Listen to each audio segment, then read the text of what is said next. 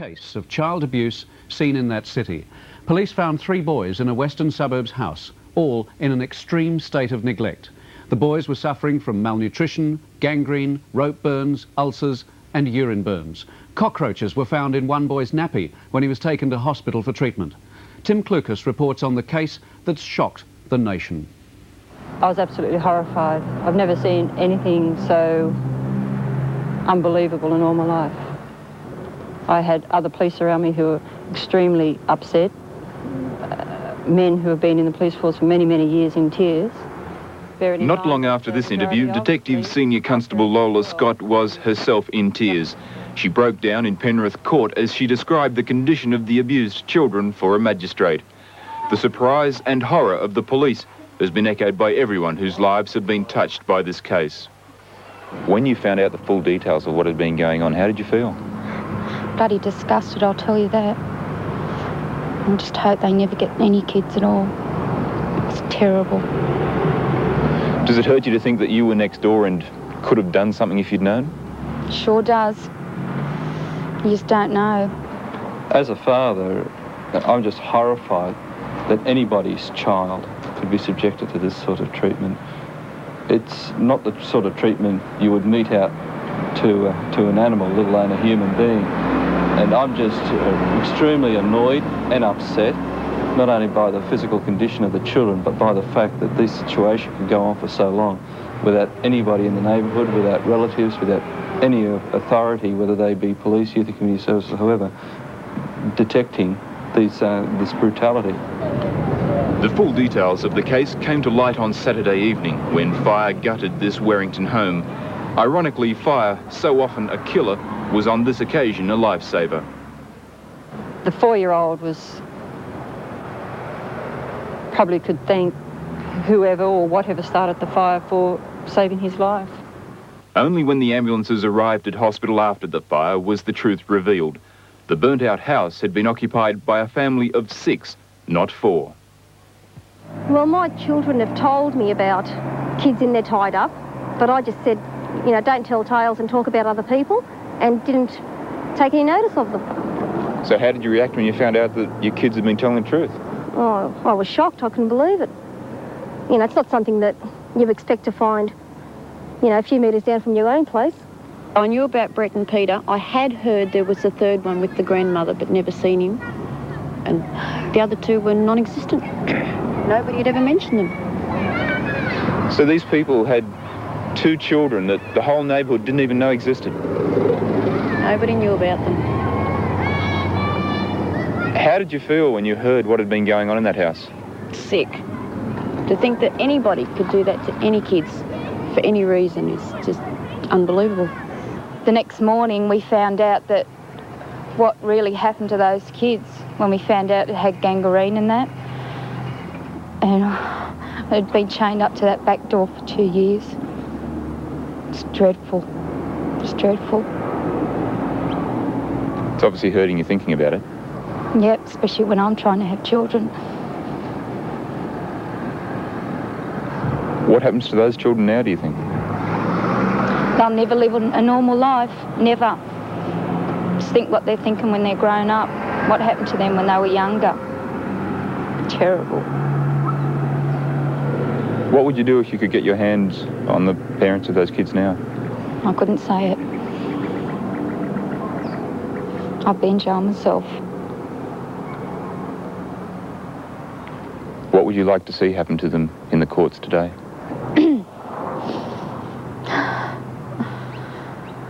Hang.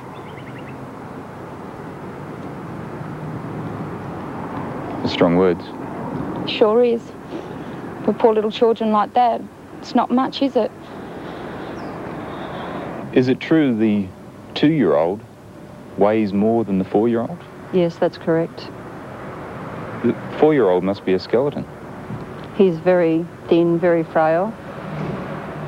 But if I'd been tied up continually over a period of 2 years and only fed on the rare occasions and treated as he has been, I would be in the same condition as he is. Will he ever be normal again, do you think?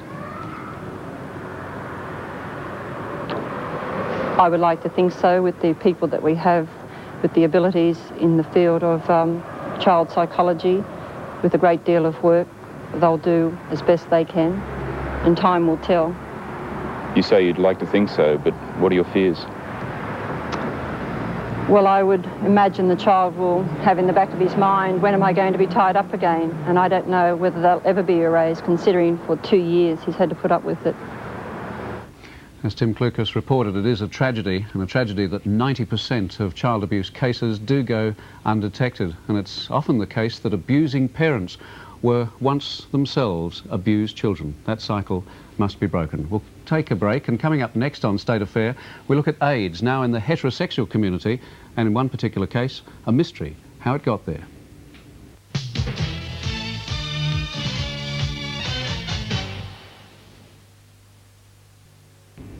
AIDS. It's a disease that has researchers confounded and the public confused and frightened. And if you think homosexuals are the only people at risk, then this next report will be a frightening reminder that no one can be really sure of avoiding the disease. A Gold Coast mother had it confirmed last week that she has Category C AIDS, which means she carries the contagious antibodies. And she apparently had those antibodies when she gave birth to her son 10 months ago. He also has the antibodies. And despite detailed checks into blood transfusions and the woman's medical past, doctors and the health department can't explain how she got the disease. Fran Morrison reports.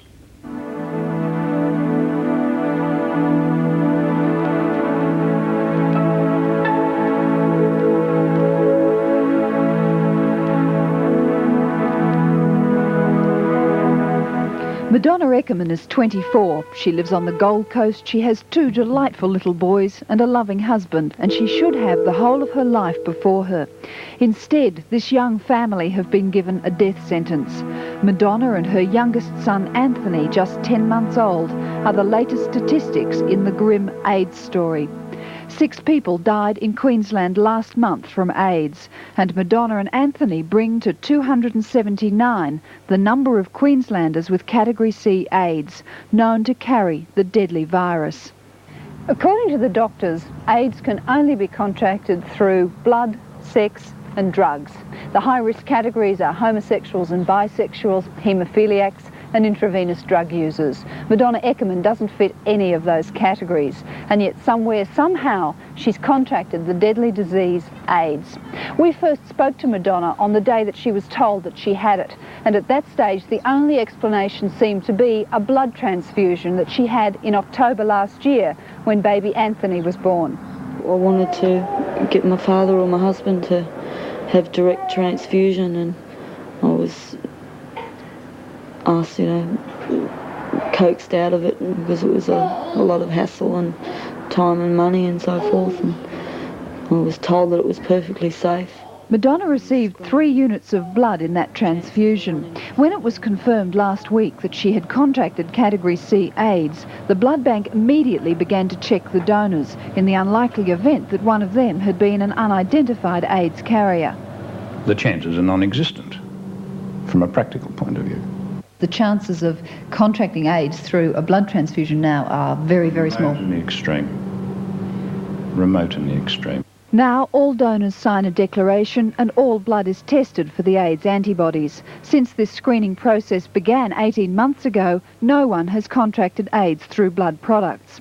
Madonna must have picked it up much earlier, perhaps even years ago, and passed it on to Anthony at birth. When I thought that I'd got it through the blood, that was easy. I had somebody to blame it on then, but now it just, I kind of blame myself. With, knowing that it was me that transmitted it to him. It's a lot harder to cope with.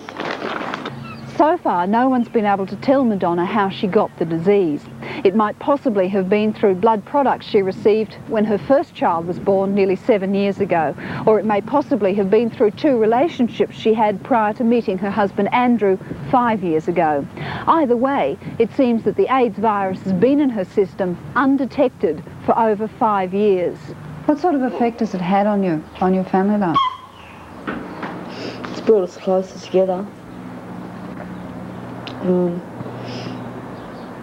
I feel fairly strong about it because I know how defensive other people are, and I feel like I'm going to make my ground on it. You know, I'm not a leper or anything because I've got it. That's for sure.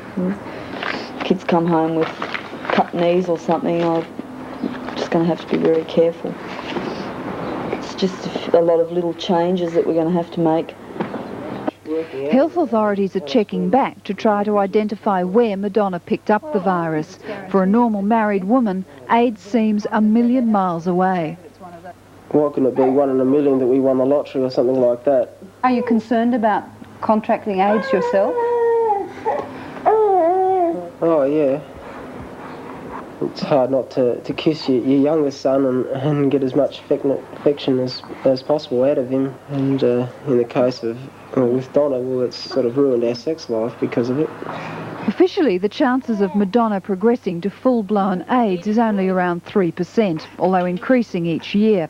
Anthony's future is not quite so bright, and he faces a higher risk of developing the disease. And as an AIDS carrier, he also faces life as an outcast. I'm scared for my kids. You know, I don't want them to get teased or discriminated against in any way. I suppose it's only natural that they are going to a certain degree. But it's certainly not fair on them. People have just got to be a little more understanding. The horror and revulsion of friends and neighbours is possibly the hardest thing this young family will have to deal with. That and the fear of a very uncertain future. Fran Morrison reporting there, and let's hope that AIDS researchers around the world soon crack this 20th century medical dilemma. We'll take a break, and coming up next on State Affair, are local councils really in control of planning in their vicinity?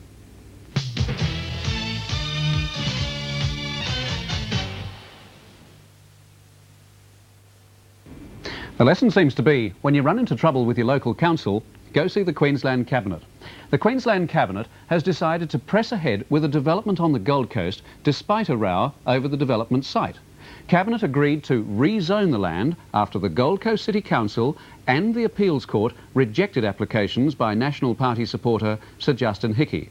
Also, there have been 3,000 local objections to the development, and the most vehement critic of the move is the National Party member for Southport, Doug Jennings. And it's not the first time that Jennings has stood up to the might of Cabinet. This report from Gary Hardgrave. With a stroke of the pen, this tract of land could increase in value tenfold, helped along by this confidential letter of last week from the Director of Local Government. In it, advice that the Minister for Local Government, Russ Hinds, proposes to initiate an amendment to the town planning scheme for the city of the Gold Coast by including this land in the general commercial zone. Now, the Gold Coast Council have decided to have a second look at the whole scheme and the rezoning. It's been tagged another Lindeman and thrown back into the spotlight, controversial backbencher Doug Jennings. No, it's the job as a backbencher to, when there's a problem in a particular area, to bring that to the attention of the Cabinet. This land near the Gold Coast Turf Club is owned by National Party supporter Sir Justin Hickey. A proposal by Sir Justin's company Geldale was subject to 3,000 objections and deemed refused, and now seemingly okayed because of Cabinet intervention.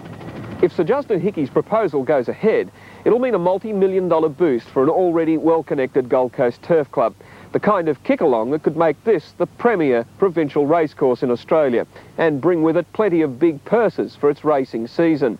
Trouble is, just to get the project off the ground could also put another nail in the coffin of a government that's prided itself on its racing industry achievement. I leaked the document to the press. It's an election year, and Liberal Party candidate Tim Baker is out to unseat Doug Jennings. This time he's beat him to the punch.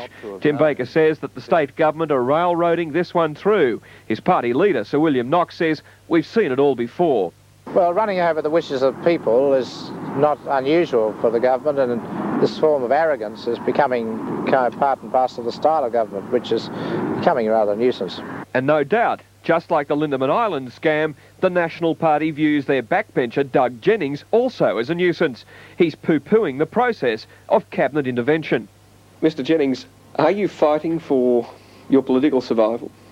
This is not a case of fighting for political survival at all. This is a case of doing a job as a member for this area down here, and when mistakes are made, letting people know in the right place that a mistake has been made. Are you worried about all of these hints of scandal that have come out in the last 12 months and how they affect your chances to be re-elected? Look, as far as these hints of scandal, of course, that's pretty scurrilous stuff. There's a lot of people hint at things, and it's a case of when any of these things have been substantiated.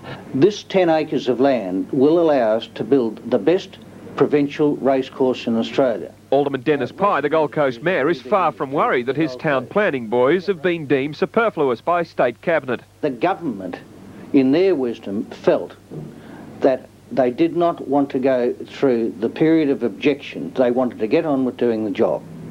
Have you worried that your neck is in the noose on this one?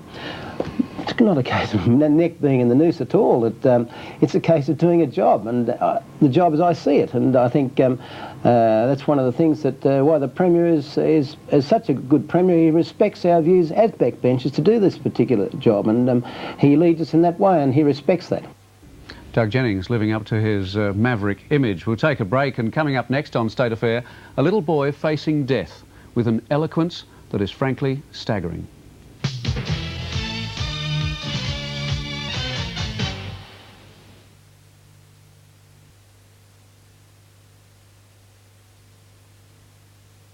Who could forget Garvin? Our report last Monday of the 11-year-old English boy with a fatal bone marrow disease brought an unprecedented response from viewers.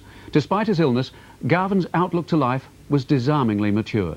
He was definitely one in a million. Towards the end of his life, Garvin spent some time at a hospital for sick children near London. And while he was there, he recorded an interview with Mother Frances Dominica in which he talked openly about his illness, fully aware that he was about to die. Here now is that interview. When you thought that you were going to die, Garvin, were you frightened? At first I was very frightened, yes, I must admit. It was a very frightening thing. How do you feel about it now? Much better. I